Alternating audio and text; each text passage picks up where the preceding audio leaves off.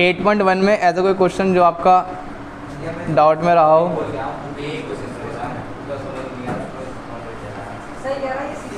कौन सा? Question number 6? अरे भैया इससे इजी क्वेश्चन ना मिला तुम्हें कोई?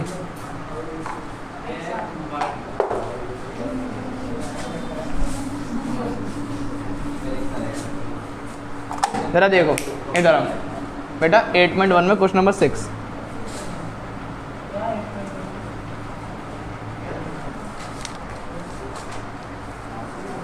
इससे घटिया क्वेश्चन नहीं है कोई भी। देखो जरा कैसे उन्हें बोला है, अगर दो एंगल हैं, एंगल ए और angle B, angle A and angle,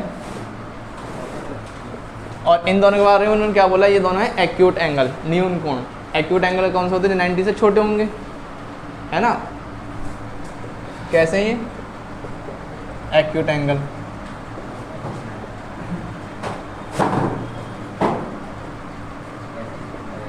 और क्या बोला इन्होंने? Cos A equals to cos, ये इन्होंने दे रखा है। तो आपको दिखाना है, शो करना है कि एंगल ए बराबर होगा एंगल बी के। एंगल ए किसके बराबर है? एंगल बी के। मैंने आपसे बोलता ट्रिग्नोमेट्री में एक ट्रायंगल जरूर लेना हमें, और ट्रायंगल कौन सा होगा? 90 डिग्री है ना? यानी ट्रायंगल बना लो। अब ये चीज़ तो उन्होंने पहले से बोल रखी है कि एंगल ए और एंगल बी कैसे 90 से छोटे हैं, तो ना तो मैं एंगल ए को यहाँ पे रखता हूँ ना एंगल बी को। बचा कौन सा? मतलब एंगल सी कितने को हो गए यहाँ पे? अब आपकी इच्छा है, चाहे ए यहाँ पे लिख दो, चाहे ए यहाँ पे, घंटा फर्क पड़ने वाला है। ठीक, अगर मैंने यहाँ पे ए लिख दिया, यहाँ पे एक एंगल ये हो जाएगा और एक एंगल ये।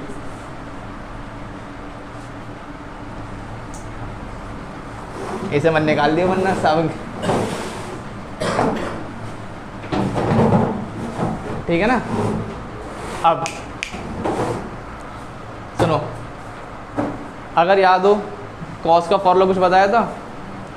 अगर मैं यहाँ पे खड़ा हूँ, अगर मैं यहाँ पे खड़ा हूँ ए के हिसाब से, अगर मैं ए के हिसाब से खड़ा हूँ यहाँ पर, ये हमारा शिवम है, कहाँ खड़ा है? किसको देख रहा है? सामने वाले को। यार यहाँ पे क्या हो जाएगा इसका? P परपेंडिकुलर, और जहाँ पे खड़ा है बेस। बच गया वो, हिंदी में P को बोलते हैं L, B को बोलते हैं A और K। तो अगर मुझे cos A लेना है, क्या लेना है? cos A। cos A, cos A का मतलब क्या होता है? याद हो, पंडित बद्री प्रसाद हर हर बोले।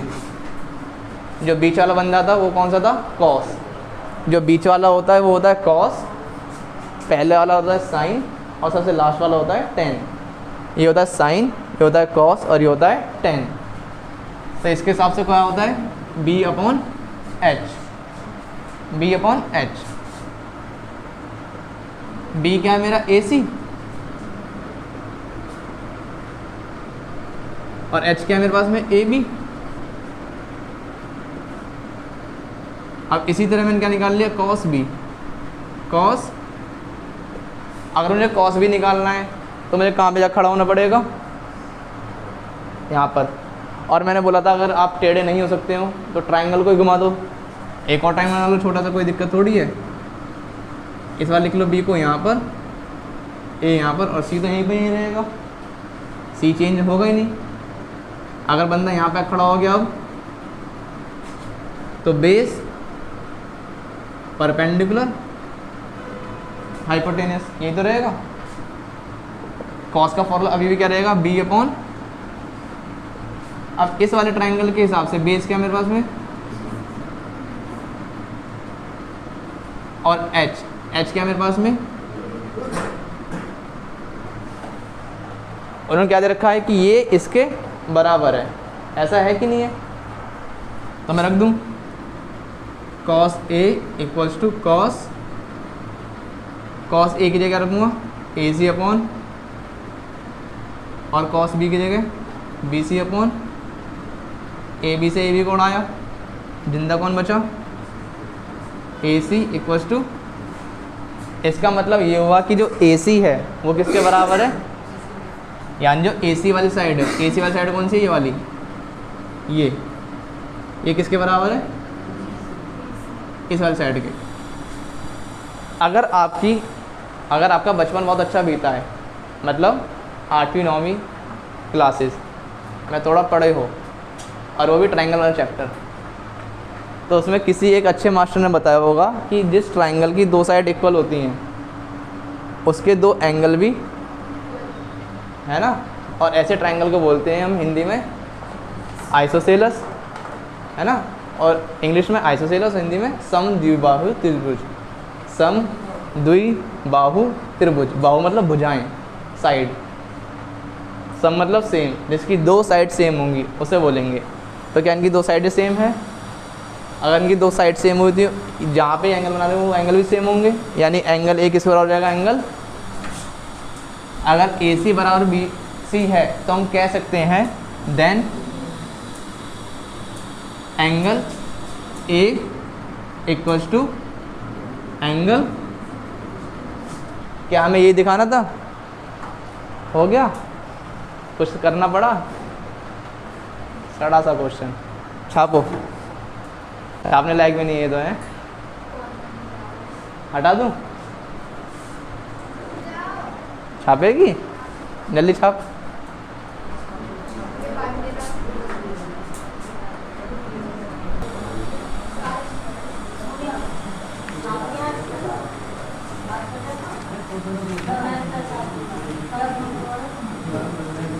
चलो एक मेरा वाला प्रश्न, ठीक है ना,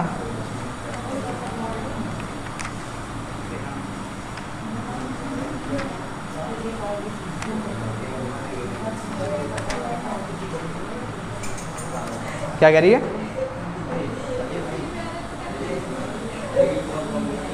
क्या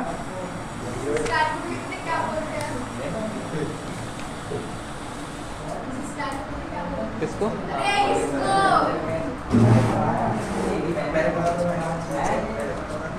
इसको कुछ बोलते हैं क्या,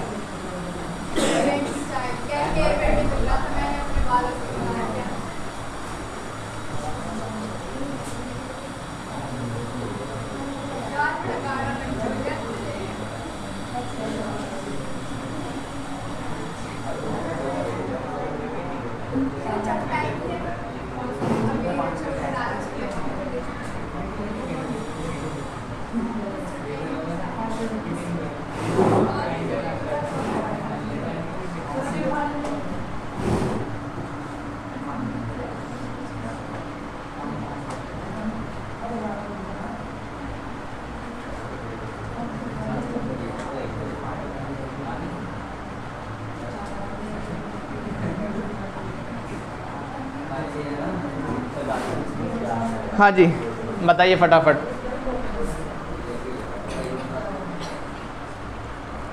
कोई ट्राइंगल है ए बी सी जिसमें tan थीटा की वैल्यू कितनी है, 1/√3, एंगल बी कितने रखा है 90 डिग्री, हमें निकालनी है इसकी वैल्यू,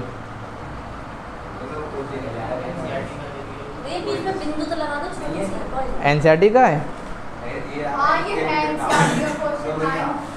एनसीईआरटी का नहीं है, अब नहीं है ना, नहीं है, देख लो ध्यान से, एनसीईआरटी का नहीं है, नहीं है,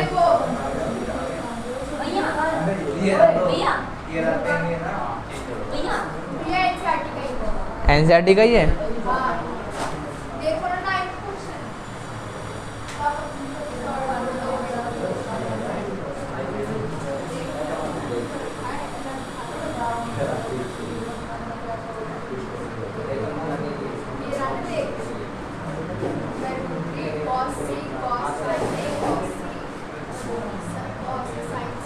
अब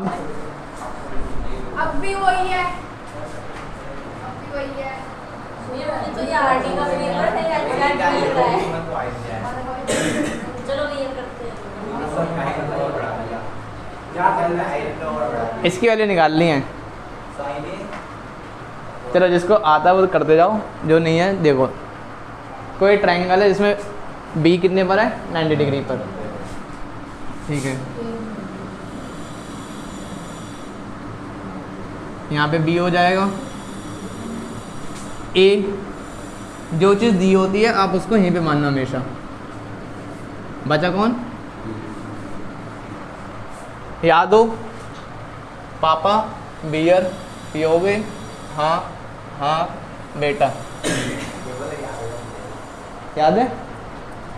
पहला वाला साइन, दूसरा वाला कॉस, तीसरा वाला टेन। तो सबसे लास्ट क्या बताता है हमें, 10। दिया क्या है, tan a इक्वल्स टू 1 में, और 10 का फॉर्मूला हमने क्या पढ़ रखा है, p नीचे, मतलब ये जो 1 है वो किसकी वैल्यू है, p की, और जो b है वो किसकी वैल्यू है। इसके हिसाब से a के हिसाब से अगर मैं a पे खड़ा हूँ तो सामने वाला क्या हो जाएगा, परपेंडिकुलर, नीचे वाला क्या हो जाएगा, और बचा हुआ है कि नहीं है, पक्का। यानी इसको रखेंगे हम यहाँ पे 1, इसको रखेंगे हम यहाँ पे, बचा ये। इसको निकालने के लिए हम किसकी हेल्प लेंगे, पाइथागोरस, याद हो तो कभी बचपन में पढ़ी होगी 6ठी 7वीं कक्षा में। h² equals to p² plus h, पता नहीं है p की वैल्यू कितनी है, 1 का स्क्वायर, उसकी में अंदर b की वैल्यू कितनी है, √3 का, है ना। और आपके स्कूल वाले अच्छे टीचर ने बताया होगा 1 का स्क्वायर कितना होता है, स्क्वायर से रूट कितना बचा,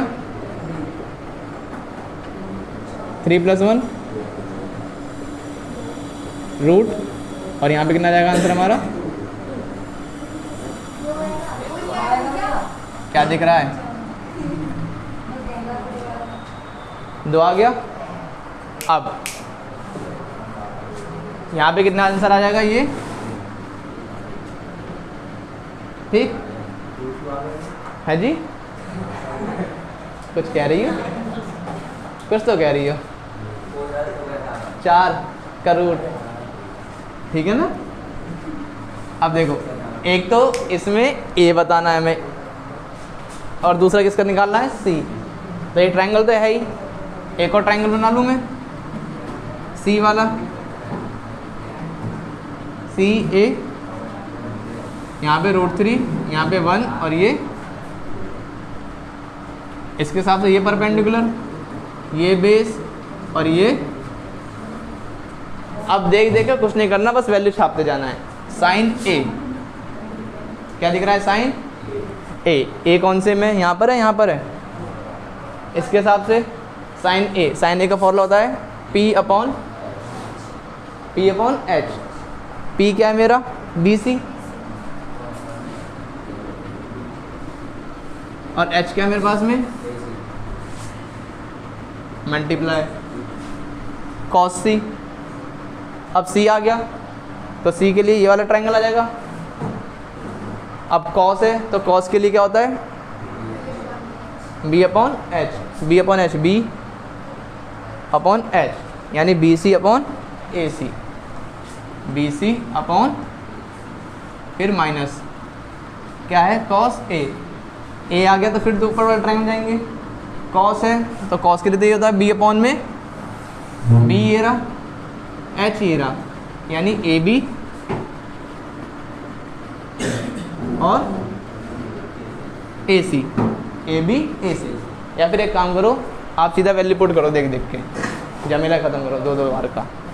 साइन ए का मतलब ये था जिसमें फॉर्मूला होता है p/में h, p/h कितना है, 1 में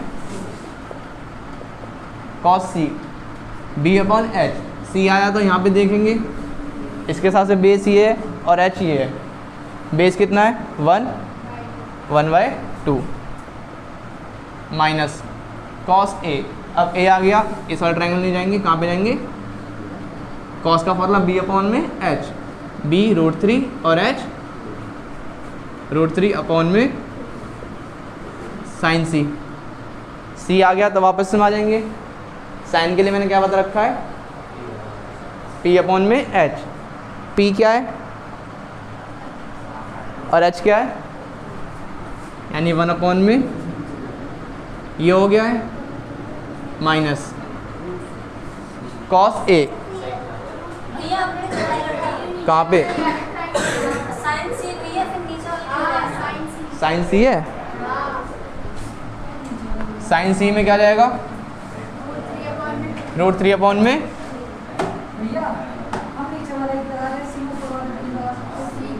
बेटा जहाँ पे मैंने बोला था खड़े रहोगे वहाँ से देखना है खड़े कहाँ पे हो, सी पर। अब ऐसे ही कॉस ए, कॉस ए यहाँ पर है तो कॉस ए का वैल्यू √3 अपॉन में कॉस सी 1 अपॉन में माइनस साइन ए, साइन ए 1 अपॉन में 2 मल्टीप्लाई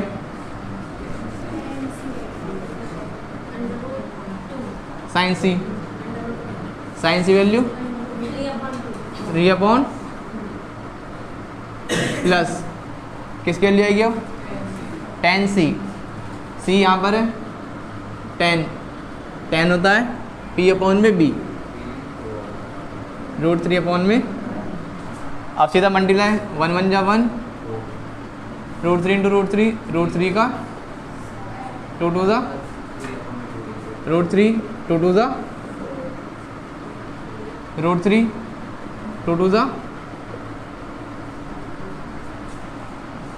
ठीक है पक्का, कोई शक परेशानी। 1/4 यहाँ पे इसका रूट कट जाएगा, कितना आएगा 3 अपॉन बेस सेम, याद है अगर नीचे वाला नंबर सेम होता है एलसीएम भी तो ऊपर आ जाएगा √3 माइनस, है ना √3 माइनस √3, पक्का कोई परेशानी, परेशानी कुछ है। यहाँ पे आप लोगों को प्लस का और यहाँ पे लोग आप, ठीक है ना, प्लस का √3 बेस से 4 1 माइनस माइनस माइनस प्लस,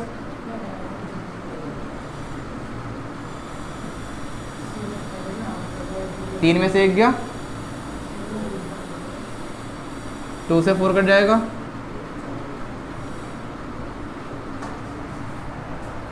है ना। और फिर आप यहाँ पे वापस से क्या ले लोगे एलसीएम, 4 2 और नीचे कुछ भी नहीं तो क्या मान चलोगे 4 2 और 1 का एलसीएम वापस से ले लोगे, कितना आएगा एलसीएम 4 आएगा, कितना आएगा 4 के टेबल 4 कितनी बार में आता है, यानी 1 2 इंटू 2 के टेबल 4 कितनी बार में आता है, यानी √3 मल्टीप्लाई 2, 1 के टेबल 4 कितनी बार में आता है √3 मल्टीप्लाई -2 2√3 प्लस 4√3 और नीचे ये प्लस में और ये माइनस, 4 में से 2 गया 2√3 और नीचे आप यहाँ भी छोड़ सकते हो और इसके आगे 2 कॉमन आ रहा है तो 2 कॉमन लेके काट भी सकते हो, ठीक है ना। आगे समझ में, वैल्यू लेने समझ में आ गया। याद रखिएगा जो भी आप यहाँ पे देखोगे वही वाला ट्रायंगल लेना है। अगर यहाँ पे ए दिख गया तो ए वाले में चले जाना, सी दिख गया तो सी वाले में चले जाना है। आई बात समझ में, बस ट्रायंगल का ध्यान रखना। अगर ए दिख गया तो ए वाला ट्रायंगल लेना है और सी दिख गया तो बेटा सी दिख गया तो सी वाले ट्रायंगल में, ठीक है ना। छाप ले, कुछ छापना हो तो। सुनो, अब जो नेक्स्ट एक्सरसाइज है शायद वो टेबल वाली है जिसमें वैल्यू पुट करनी है। याद हो फिजिक्स में एक क्वेश्चन आया था sin 30 sin 45, जब हम रिफ्रैक्टिव इंडेक्स पढ़ रहे थे और बोला था ये वाली वैल्यूज हम ट्रिग्नोमेट्री में सीखेंगे। अब देखो इस टेबल बनाने के 2 तरीके हैं, या तो आप साइन की वैल्यू को रट लो, बहुत ही अच्छा है, और जो कतई आलसी हैं कसम खा के बैठे हम रटेंगे नहीं, है ना, उनके लिए है कि आप पहले साइन की वैल्यू निकाल लो। साइन की वैल्यू। अब साइन की वैल्यू कैसे निकाल सकते हैं? पहले लिखो साइन, कुछ नहीं बनाना, भी बता दूंगा कैसे बनाएंगे।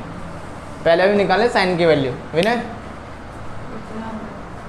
देखो, वैल्यूज होती हैं, एक तो होता है 0, एक होता है 30, एक होता है 45, 60, लास्ट में आपसे बोला जा रहा है या तो साइन की वैल्यू को आप रट लो ढंग से, वैल्यूज को चाट लो साइन वाली को सिर्फ, और कसम खा के बैठो नहीं समझेंगे हम। तो उस केस में क्या है कि आप फिर साइन की वैल्यू निकालो। निकालने का तरीका क्या है? काउंटिंग लिखनी है 0 से 4 तक। 0, 1, 2, 3, 4, ठीक है। लास्ट में क्या आंसर आया? 4।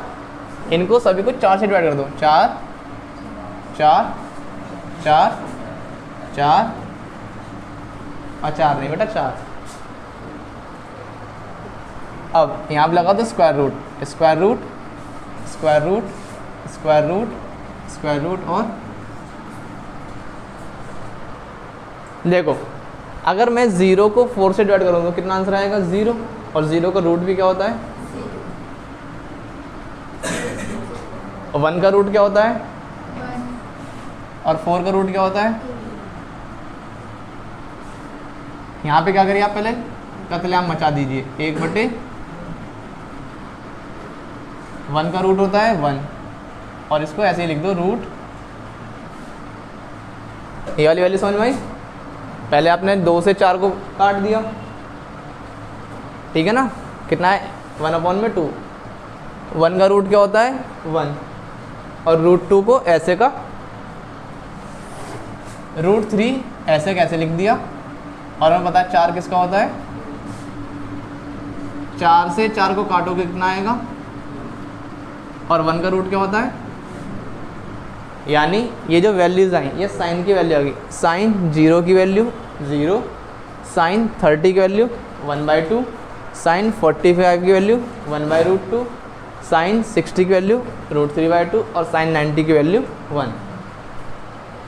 साइन की वैल्यू निकालना आ गया।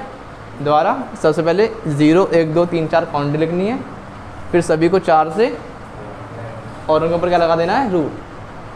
0 को 4 से डिवाइड करा तो 0, और 0 का रूट क्या होता है? 1 का रूट होता है 1, और 4 का रूट होता है 2। यहाँ पे काट कर दिया, 1 का रूट हो गया 1, और 2 ऐसे का ऐसे ही। सेम ऐसे यहाँ पे √3 का √3, 4 का, और यहाँ पे कत्लेआम मचा के जो बचा 1। अब ये वैल्यू याद है तो ठीक है, नहीं याद है तो मैंने बता दिया। अब सबसे पहले लिख दो साइन की वैल्यू उसको।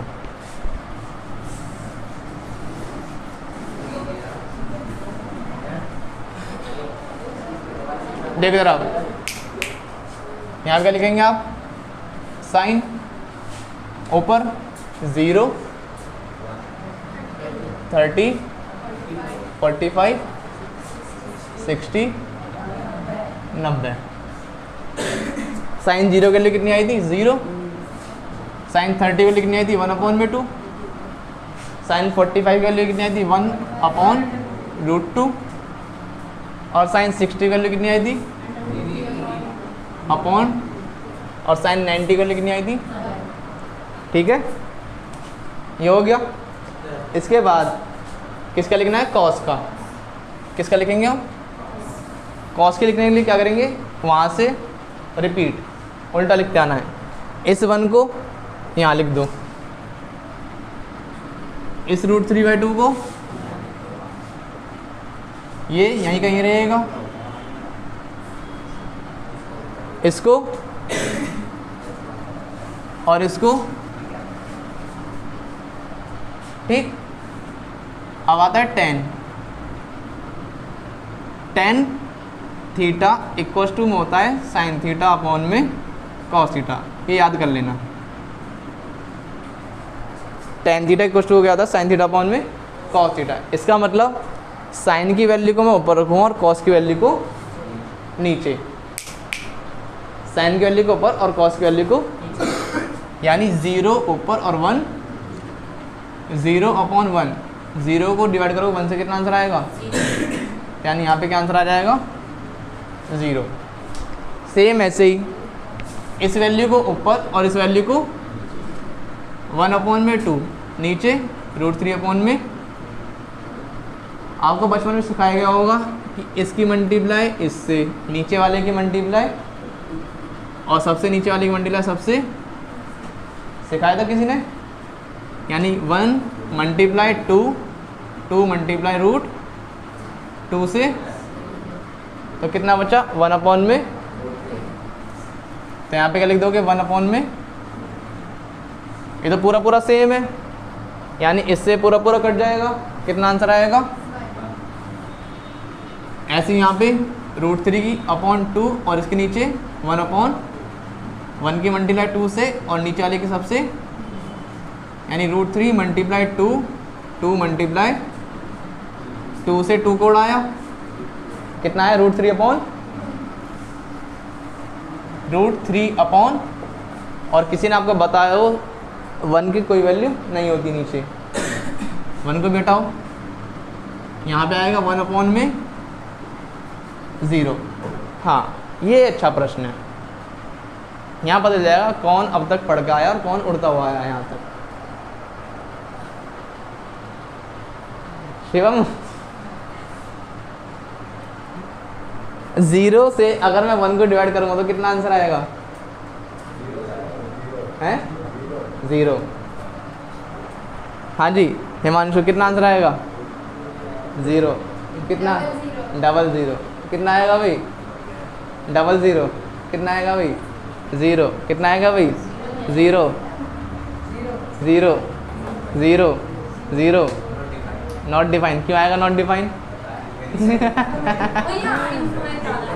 आप देखो बेटा, सुनो ज़रा, ये बेसिक्स का क्वेश्चन है, जरा समझो।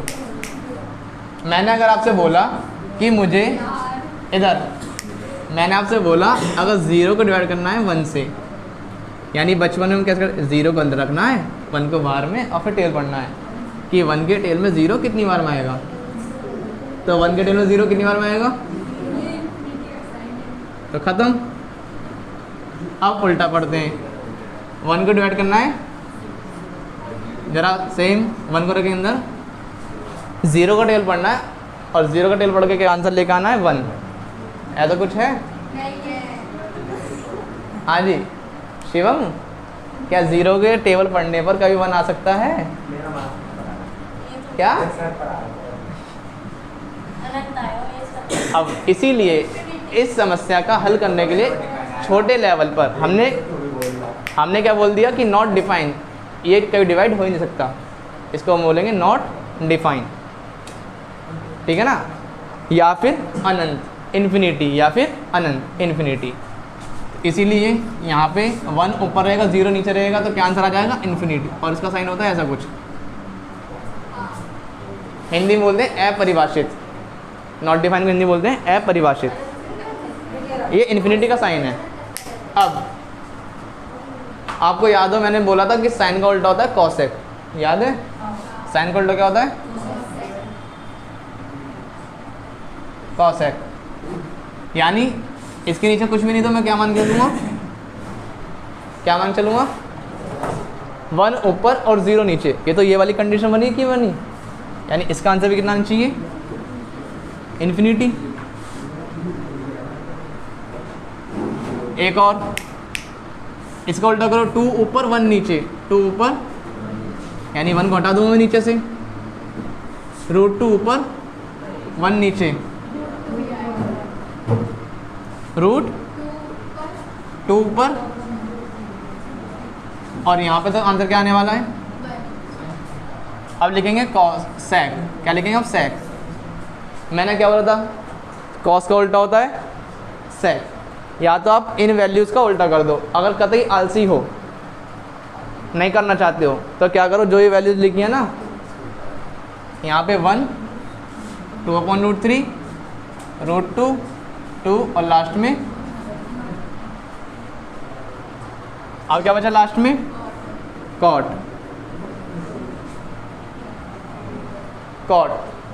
कॉट किसका उल्टा होता है? tan का। किसका उल्टा होता है? 0, इसके नीचे कुछ भी नहीं तो क्या मानूंगा मैं, इसका उल्टा कर दो तो 1 अपॉन में, ये तो ये वाला केस बन गया, यानी इसका आंसर क्या आने वाला है। और बिल्कुल आलसी हो, नहीं करना चाहते हो तो इसी वैल्यू क्या कर लो, इन्फिनिटी यहाँ पर √3 1/√3 और लास्ट में, यानी पूरी टेबल में, बस पूरी टेबल में किसके लिए मेहनत करनी पड़ी थी थोड़ी, वो निकाल लिया, और थोड़ी सी मेहनत करनी पड़ी 10 के लिए। साइन का हो गया तो कॉस बना दोगे, अगर ये दोनों आ गए तो आप 10 बना दोगे, है ना। कॉसेक का बनाना तो इसका उल्टा करना है, फिर सेक का बनाना है तो इन्हीं वैल्यू को पीछे से रिपीट करते हुए आ जाना है, और कॉट को 10 वाली वैल्यूज़ को रिपीट करते हुए आ जाना है। ये वैल्यूज़ आप याद कर लो तो बहुत ही अच्छी बात है, वरना जब कभी भी ट्रिग्नोमेट्री से रिलेटेड कोई भी क्वेश्चन आए तो बस 5 मिनट का काम है, 5 मिनट। आपकी जब प्रैक्टिस बन जाएगी तो 2 मिनट के अंदर ये टेबल बन के तैयार है। जब आप लगातार ये टेबल बनाते जाओगे तो 2 मिनट में बन के तैयार है। जब कभी भी आपके सामने क्वेश्चन आए, चाहे आपको वैल्यूज़ याद हो या नहीं याद हो, दोनों ही केस में मैं प्रीफर करूँगा टेबल बनाइए, क्योंकि कभी कभार जब हमारे पास प्रेशर ज़्यादा होता है माइंड पे क्वेश्चन करने का, तो बाय मिस्टेक हम गलती से गलत वैल्यू पुट कर देते हैं, आता हुआ क्वेश्चन भी हमारा गलत हो जाता है। तो सिर्फ 2 मिनट लगेंगी, आप पूरी टेबल बना लो साइड में कहीं पे भी, और फिर वहाँ से देख देख के वैल्यू रखते जाओ, तो इसमें गलती होने के चांसेस कम है। क्वेश्चन तो हो जाएगा पहले भी और अब भी, उसमें मैं डाउट रहेगा कि मैंने सही वैल्यू रखी थी या नहीं रखी थी। यहाँ पे हमारा डाउट एकदम क्लियर रहेगा, क्योंकि आपने टेबल बना ली है, सिर्फ देख देख के क्या रखनी है, वैल्यू। और बेटा जिसने टेबल ही गलत बना ली हो उसका तो कुछ हो ही नहीं सकता, फिर उसका तो ज़िंदगी डाउट में है, क्वेश्चन मार्क। ठीक है ना। ये टेबल आपकी एनसीईआरटी बनी हुई है डिट्टो, ये टेबल आपकी एनसीईआरटी में एकदम ऐसी बनी हुई है, हटा दूँ इसे।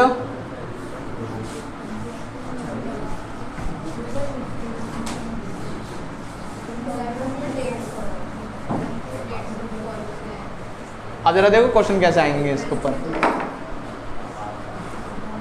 अब देखो जरा क्वेश्चन कैसे आते हैं।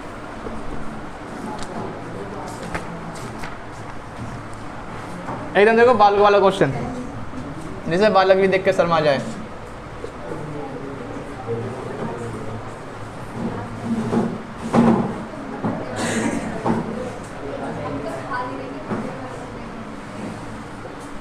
हाँ जी, क्या है, sin 60 cos 30 cos 60 sin 30, यानी इस बार हमें क्या रखनी है, यहाँ पे वैल्यूज रखनी है। sin 60 की वैल्यू देखो जरा टेबल में कितनी है, √3/, और cos 30 की वैल्यू भी यही रही होगी, √3/, में यही है कि नहीं है, प्लस cos 60 की वैल्यू कितनी है, 1/, में, और sin 30 की वैल्यू भी यही रही होगी, √3 × √3 मतलब √3 का 2 × 2 मतलब 1 × 1 मतलब 2 2 ज़ा, अभी हमने पढ़ा था स्क्वायर से रूट मतलब 3, और नीचे 1, नीचे सेम 3 + 4 4 से 4 को मारा और कितना आंसर आ गया, खत्म। Easy, very very easy. हाँ जी शिवम, सिर्फ तेरे लिए लेकर आए बेटा क्वेश्चन।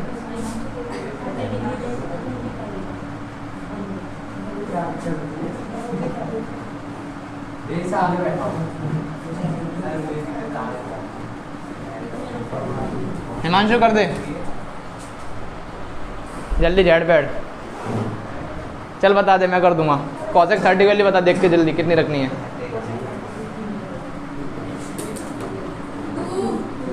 कितनी रखनी है, 45 वैल्यू बता।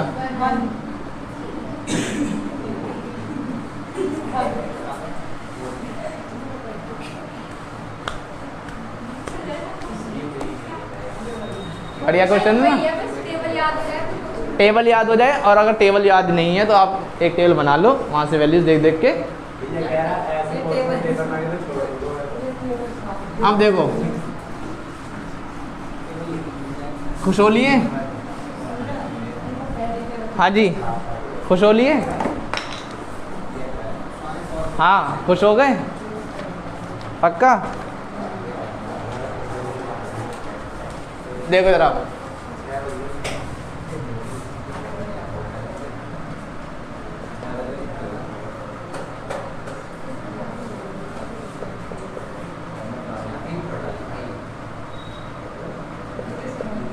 हाँ जी, क्वेश्चन कितना सा है? इसका मन नहीं निकलिया। इजी है ना? जरा चेक करें, कॉसेक 45 की वैल्यू कितनी होती है? 1 अपॉन में सेक 30 की वैल्यू कितनी होती है? 2 अपॉन में सेक 30 की वैल्यू कितनी होती है?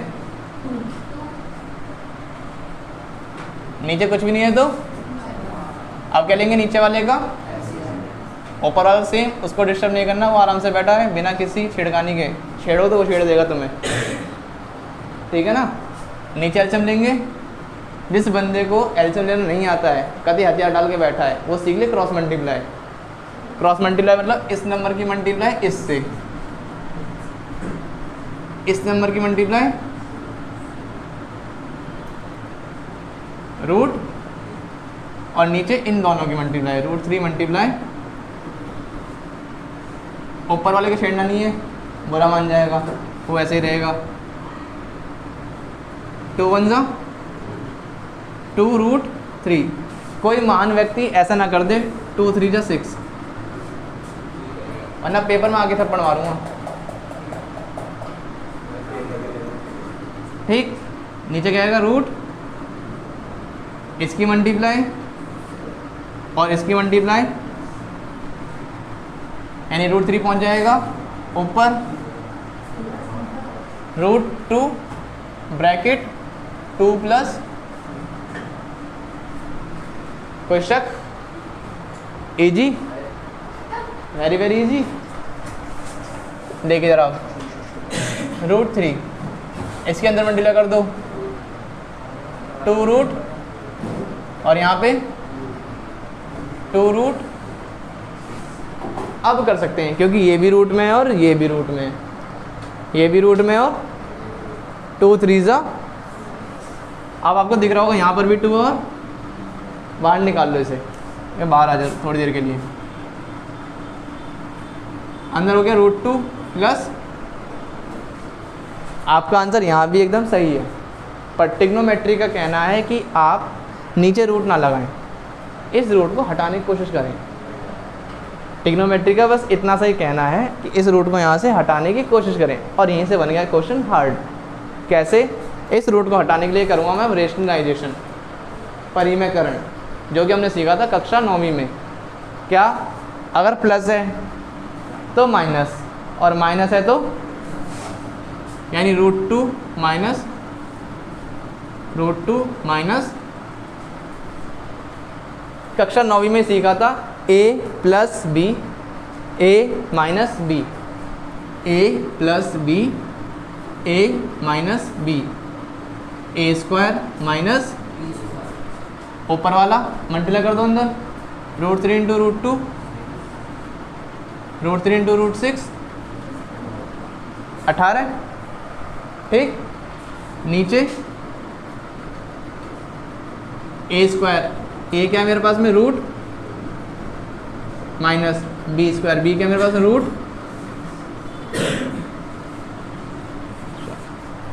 अब छोटा सा क्वेश्चन है ना? ऊपर तो सेम रहेगा, √6 माइनस √18, ये 2, इस स्क्वायर से रूट कट जाएगा कितनी बार में? इस स्क्वायर से रूट कट जाएगा, क्या आएगा? √6 माइनस, इसको मैं क्या ले सकता हूँ? 9 इंटू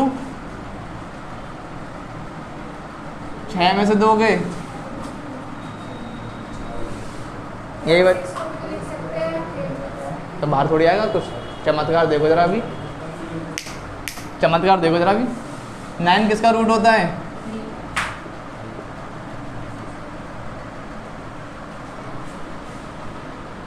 क्या ऐसे कर सकते थे? इसलिए हमने नहीं लिखा रूट 6 को। यहाँ पे 4 2 ज़ा, यहाँ तक भी आंसर सही है। और ट्रिग्नोमेट्री कहती है कि नीचे माइनस, हाँ है ये। नीचे माइनस नहीं आएगा, यानी इस माइनस को हम भेजेंगे ऊपर। फिर साइज पीछे आ जाएगा। यहाँ तक भी सही है।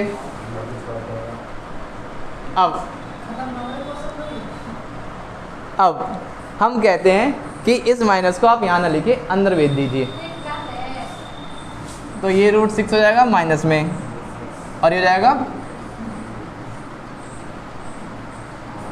अब अब कुछ नहीं है, अब हम कहते हैं कि जो माइनस वाला उसे पीछे रखिए और जो प्लस वाला है उसे, अरे उससे क्या मतलब? और यही आपका आंसर है। छोटा सा प्रश्न है, ठीक है ना? ज़्यादा बड़ा वहाँ तक नहीं छोड़ सकते हैं। कहाँ तक? यहाँ तक कुछ ना मिले नंबर, आधा भी ना मिले। यहाँ तक छोड़ना पड़ेगा। ये तो गलत बात यहाँ तक के नंबर मिलेंगे वैल्यू रखने के, सिर्फ वैल्यू रखने के, ठीक है ना? छाप लो। ये छाप